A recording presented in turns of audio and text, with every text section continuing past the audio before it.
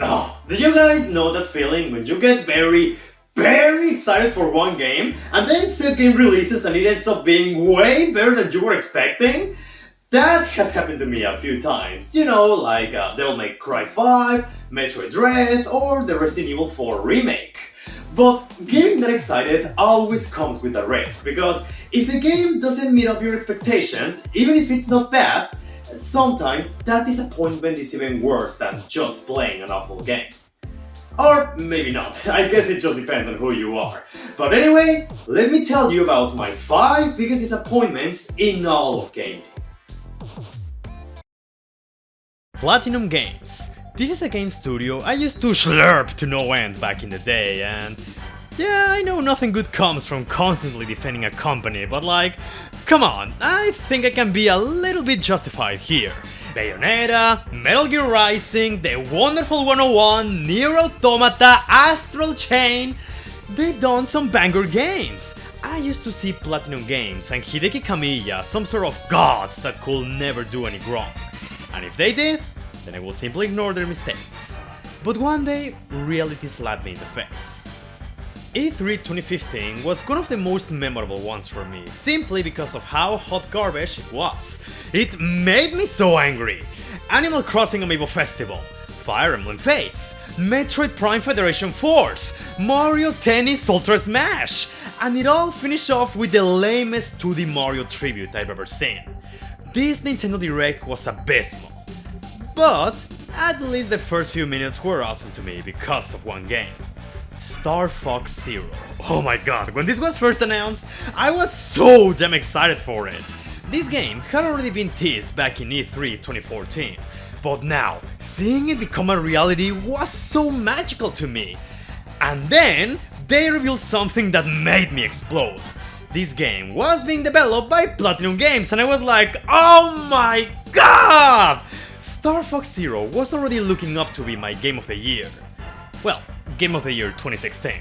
It was supposed to release during the holidays of 2015, but then it was delayed a few months. But still, just the sole fact that Platinum Games was working on this got me going crazy! And again, can you blame me?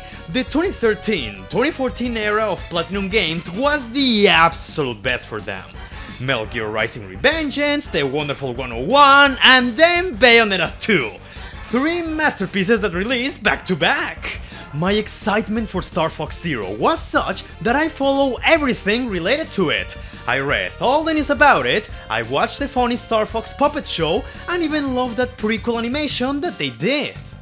Once Star Fox Zero released on April 2016, I unfortunately didn't get it. On one hand, because I didn't have money. On the other, because my faith in Nintendo was waning out, mainly because of how bad 2015 was for them. However, 1 year later in 2017, I was finally able to play the game during a trip to Canada. I beat all of it in one sitting and I felt nothing. I didn't have fun, and unlike 64 or Assault, I wasn't motivated to do a second playthrough right away. I don't know how to describe it.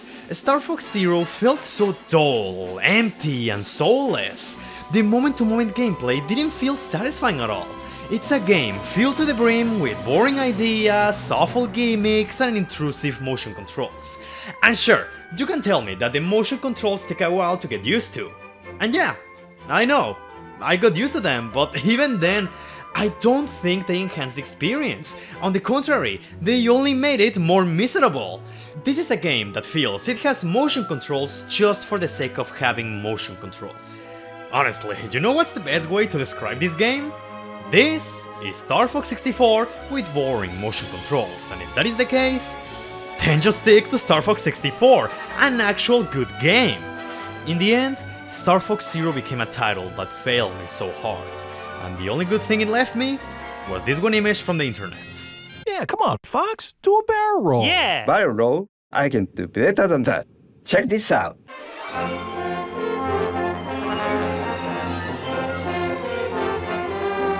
What the fuck was that, Fox?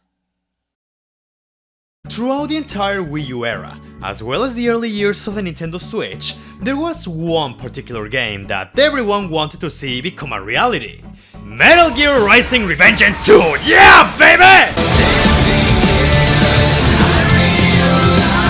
But on the side of Nintendo fans, everyone was begging for a new Animal Crossing game, and the bar was so high after how incredible New Leaf was. Everyone was expecting a new entry around the Wii U era, but all we got was an app about a plaza where you could post about your favorite villagers, and then they spat in our faces during E3 2015, where they showed the first seconds of a new Animal Crossing game, which ended up being Amiibo Festival. And we all know how that turned out. But 4 years later, during E3 2019, it finally happened! Animal Crossing New Horizons! Yeah! There was enough reason to be excited for this! The game looks so gorgeous, and during the first trailer you could spot some new mechanics, like a crafting system to make your own tools. Okay, cool. Being able to put furniture outside? Oh, that's awesome! And now you can make your own roads however you want? Yes! Thank you so much! And with every trailer that they were showing, the game just kept looking better and better. It was looking up to be the pinnacle of the series. And then, during 2020, it released at the most perfect time, as soon as the COVID-19 pandemic started. So for many people, this was their comfort game during those awful times. On my end, I played the game on release day and I was having so much fun with it. Yeah, the beginning was unnecessarily slow. I mean, having to wait one real week for the game to actually give you stuff to do was a pretty ass move. But still, there was some magic in seeing you slowly build your island, convince villagers to move in, get more shops, and finally, use all of that to decorate your island however you wanted. That was awesome! But after that, what was there to do? Nothing. Absolutely nothing. I will still boot up the game, hoping to maybe find something interesting at the shop, maybe see a fun event going around the island, or perhaps a cool interaction with my villagers. But I got none of that. Not even playing online with friends seemed to do the trick. By coming back to this game daily, all I did was notice how empty and repetitive it was. It felt like something was missing. And not too soon after that, it all made sense. Because Nintendo announced that they will be adding more content and missing events through updates, and that's when it hit me. Oh! So New Horizons is another unfinished Nintendo game that they will complete through updates while claiming them to be free content. Damn, that really sucks. Just like the Bunny Day event. That was horrible. And by that point, the magic just faded. I never touched New Horizons ever again. It is the quickest I've ever dropped an Animal Crossing game. And it is one of the few Switch games from my collection that I sold. I waited so many years for it. I was beyond excited to play it, especially during the pandemic. And that joy only lasted me a few days, while other games in the series lasted me longer and gave me better memories. Unlike Star Fox Zero, I don't mean to imply that New Horizons was an awful game, oh no! Even with its inherent flaws, it still brought a lot of great ideas and quality of life features that I greatly appreciate.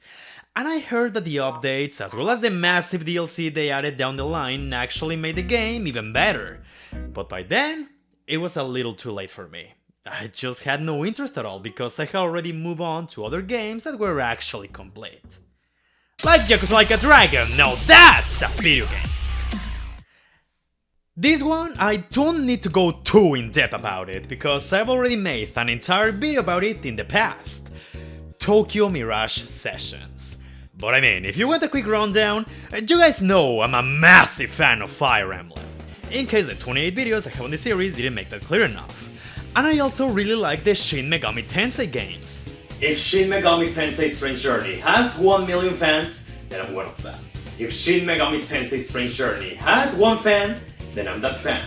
If Shin Megami Tensei Strange Journey has 0 fans, then I'm dead. For those who don't know, back in January 2013, Nintendo dropped an interesting teaser about a crossover between Shin Megami Tensei and Fire Emblem, aptly named Shin Megami Tensei Cross Fire Emblem. The teaser didn't show much other than art of different protagonists and important characters in their respective series. And many people, especially fans of those two franchises, were extremely hyped for this. It was like, Oh my god, what could this possibly be? Will this be a turn-based strategy RPG where the characters have S&T themed classes?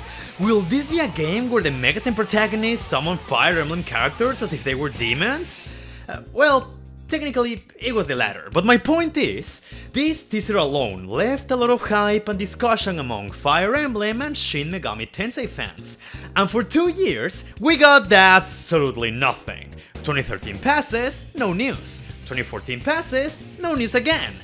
As for myself, during these 2 years, that's when I became one of Fire Emblem's biggest fans, as well as one of its biggest haters. Starting with 3 playthroughs of Awakening, then play all 3 stories in Blazing Blade, as well as the 2 campaigns in Sacred Stones. And I played all of Shadow Dragon. The more games I tried, the more I fell in love with this franchise, and with that, I was getting more and more excited for what Shin Megami Tensei Cross Fire Emblem could be. And then, one day during a Nintendo Direct in April 2015, we got...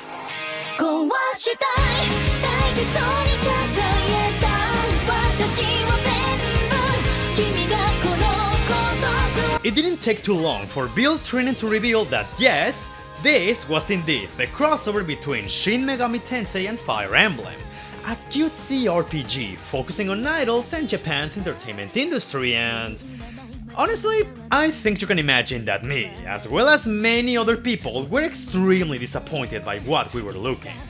What the hell is this? Look, we could be here all day arguing about, oh well, that is your fault for setting your expectations too high. You have shit taste, this game is actually very amazing. You're an evil person who can't appreciate lighthearted stories.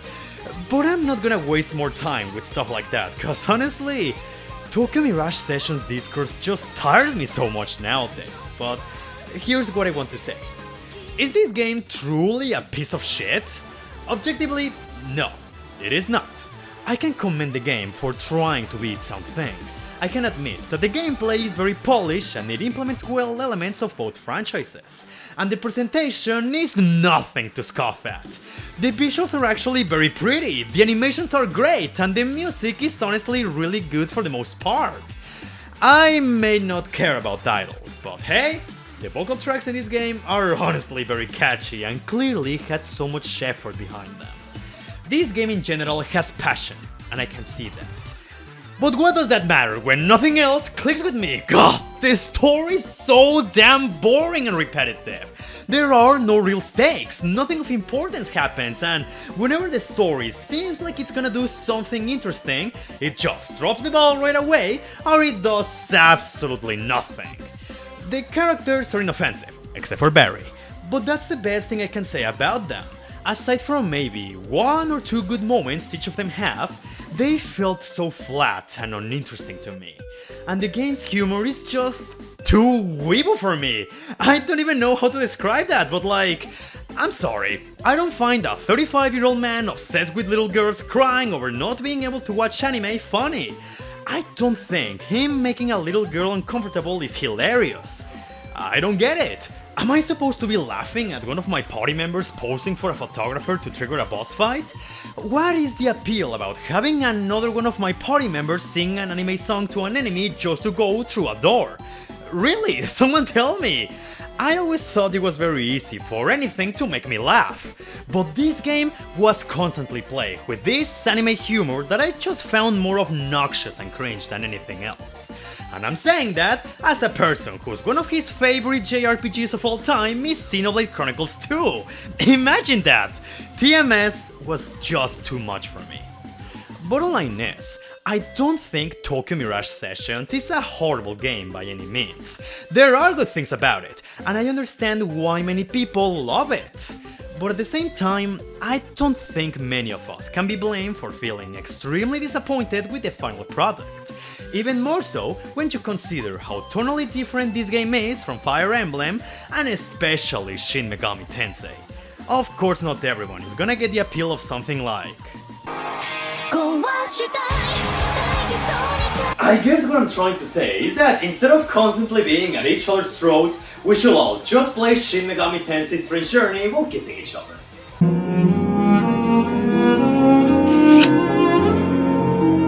Okay, before I proceed, there's something I want to make clear. all the games I talk about so far, yeah, I really didn't like them, and they sure disappointed me a lot, a lot. But the thing is, I don't exactly hate them. I dislike them, but I'm not gonna go and lynch you just because you're a fan of them. However, for these last two games, no. I 100% hate them with every single cell in my body. And if you tell me you're actually a fan of them, I might just ask you, what the hell is wrong with you? Paper Mario Sticker Star. For those who have known me for a long time might remember that before Fire Emblem Fates became my personal punching bag, Sticker Star was actually my most despised game of all time. And for good reason. This game sucks. This game is a failure. This game spits on everything that made previous Mario RPGs so special. If you want a more in-depth view on this topic, check out my video where I talk about the importance of the Mario RPG remakes. But long story short, Mario RPGs used to be amazing, because they weren't just another Mario game of the bunch. Yeah, while most of them still had the basic, save Princess Peach story, their adventures had much more substance, from unique settings, fantastic moments, memorable set pieces, as well as original characters. These games were not afraid to be weird and different. They were oozing with so much personality. But then comes Sticker Star and it just ruined everything. This is a game that threw away every single thing that made its predecessor so incredible. There's no likable partners, huge emphasis on likable partners. All those unique species and designs are nowhere to be seen here. The cast of characters is so plain, safe and boring. Sure, there is funny dialogue every now and then, but there is no personality or charm at all. The levels are just what you will expect from Mario. Your green plains, a desert, a jungle, but there is nothing special about them. They're no different at all from a level from New Super Mario Bros. And you may say, oh, but at least it's still a good Mario game. No, not even that! Sticker Star has some of the worst mechanics I've ever seen, the worst combat system of any RPG I've ever played, the worst game progression, and the worst puzzles ever made. As the name implies, this game is all about stickers. It's how you combat enemies and it's how you solve puzzles. During combat, you don't have commands like in previous games, but instead, you use stickers to attack the enemies. However, when you select a sticker, these are consumed and cannot be used again. So Sticker Star's combat system is basically fighting only with your inventory. But here's the thing, there are no experience points in this game. So fighting enemies is literally worthless. It's much better to just avoid combat as much as possible, because battles are nothing more than a huge waste of time and resources. Because if you run out of stickers, you have to backtrack to Deckelberg, the main town, to buy more stickers and then go back all the way to where you were. And the puzzles are so damn horrible because the only way to solve them is to use a specific sticker in a specific place. But most of the time you don't know what to do, because the game provides no clue on which sticker you're supposed to use. And said sticker could be anywhere. Actually, no, scratch that. Your partner Kirsty is supposed to give you hints, but 99% of the time she has nothing useful to say. And even after you figure out the puzzle, you're just left with this feeling of, well, that was pretty bullshit, how was I supposed to know that? And it's the exact same issue with the boss battles. You need to have a very specific sticker to make them vulnerable, cause otherwise they're impossible to defeat. But again, which sticker are you supposed to use? Yeah, good luck figuring that out. How is it possible that the 1000-year door gave you a better tip on how to expose Hooktail's optional weakness to defeat her, instead of the game where every boss needs to be exposed before fighting them properly? Sticker Star is a game in which you need a guide to know what to do next, because even the game sucks at giving you a hint. So in case it wasn't obvious, this game genuinely pisses me off. Given how much I love Paper Mario, I was very excited for Sticker Star back in 2012. It was one of my most anticipated games, but playing it, having to go through its horrible design and unfun challenge, it didn't just disappointed me, it broke me. I just couldn't believe how awful it was. Even after beating it, I remember I was trying so hard to convince myself that oh, it wasn't so bad. It still has some charm. At least the aesthetics are nice. But no, this game is utter irredeemable garbage. If Game Dude was still making game reviews nowadays, he will probably say something like, "This game is a disgrace to the Plumbers' legacy. When I was a kid, Paper Mario was my hero. He made me a gamer. But this game just ruined everything. It sucks so much it fucks so much it sucks, and I don't like it." This last game isn't just my biggest disappointment of all time. It is, unironically, my most hated video game of all time! Yeah, even more so than Fire Emblem Fates. And you might be wondering, why and how? Because it didn't just kill one of my favorite game franchises of all time. It spit on it, it desecrated it, and it was completely proud of doing it. Dead Rising 4. I already made an entire video about it years ago, and honestly, even if I made that during my early YouTube career, I still consider this a very good video I suggest you watch. But my hatred for this game is so much I don't mind giving you a faster rundown on why it sucks so badly. This is a very special game in which every single thing that could have potentially gone wrong went even worse than expected.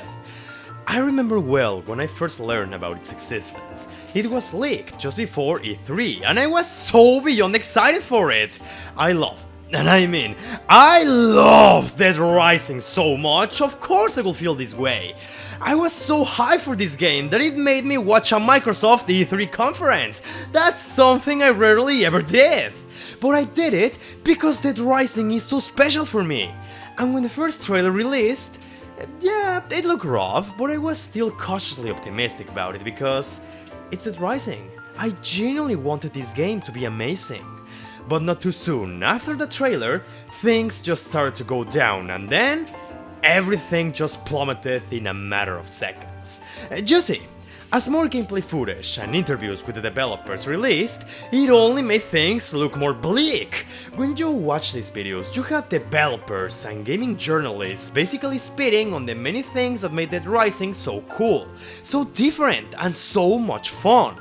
But the worst part is, they're proud of it! We removed the time limit so players don't have to do a second playthrough. Food is now a separate inventory slot because inventory management sucks, am I right, gamers? We removed psychopaths because... yeah. Oh, and also, the absolute worst of them all. The whole Dead Rising franchise has been known for mayhem and just killing tons and tons and tons of zombies. No, that is so wrong! These guys had no idea of what makes Dead Rising... well, Dead Rising!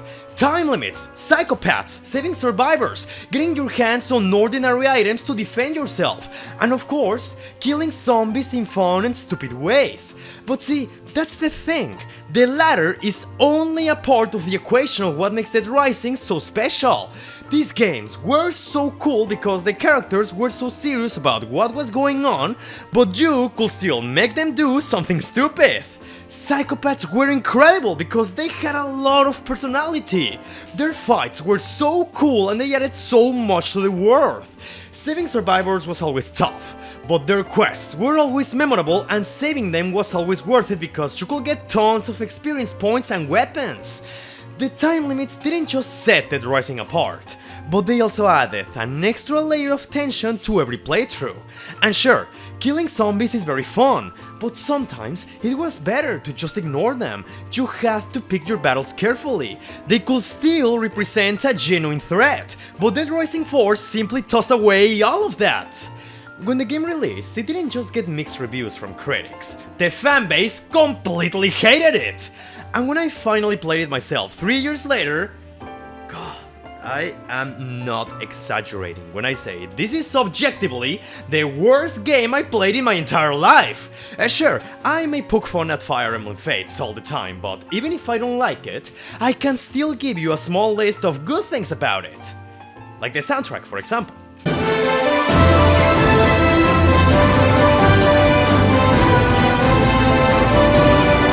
Dead Rising 4 genuinely genuinely has zero redeeming qualities. I mean, look at this photo my friend took when I bought the game.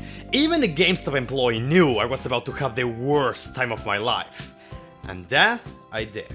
The game plays horrible. Killing zombies is not even satisfying at all because the combat feels so awful. The game is plagued with horrendous visuals and countless of glitches. There's barely any interactivity with the environment. The side content is next to worthless and a huge waste of time. The map sucks to traverse. The story is extremely boring and forgettable. And the grinding is on par with an MCU movie. And I don't mean that in a good way. You messed with my camera again, right? You're a quick one. That's what she said. And the most insulting thing about it all is that it took Frank West, one of gaming's most iconic characters, and completely, utterly destroyed his character, to the point where he is an entirely different person. I know people always joke about it, but it's true. This is not Frank West. This is Hank East. He is one of the most unbearable, unlikable video game characters I've seen in my life. You see, Dead Rising 3, yeah, it may not be as beloved as 1 or 2, but despite its flaws, it's still a very fun game. When I played it for the first time, I liked it a lot. I could tell Capcom was making a genuine effort to bring Dead Rising into a new generation. It was my hope that Dead Rising 4 would take what worked in 3, improve on that, and iron out the flaws. But somehow, it's even worse! It just walks backwards in every possible regard! There is not a single thing this game does right at all. It has none of the heart and none of the charm that made previous Dead Rising games so good. It fucking sucks! It's so sad because there's this part of me that, of course, would love to see Dead Rising make a triumphant return. I love this series, it deserves so much better. But at the same time, there's this other part of me that is scared. Because if we ever get another steaming pile of shit like Dead Rising 4, then it's not worth it. It's not worth it at all. If Capcom ever wants to resurrect Dead Rising, then please, give me just one signal that can tell me it's going to be alright, because this series deserves so much better. Now it's your turn! Which video games have disappointed you the most when they release? I know some people might heavily disagree with everything I just said on the video, but you know, maybe I might just disagree with what you guys have to say in the comments, so it balances out, and that's part of the fun, right? But anyway, thank you so much for your time, I really hope you enjoyed the video, and if you want to support the channel, you know, liking, sharing, commenting, subscribing, Patreon, or even checking the other videos, that will mean so much to me. Have a wonderful day, and take care! I'll see you next time!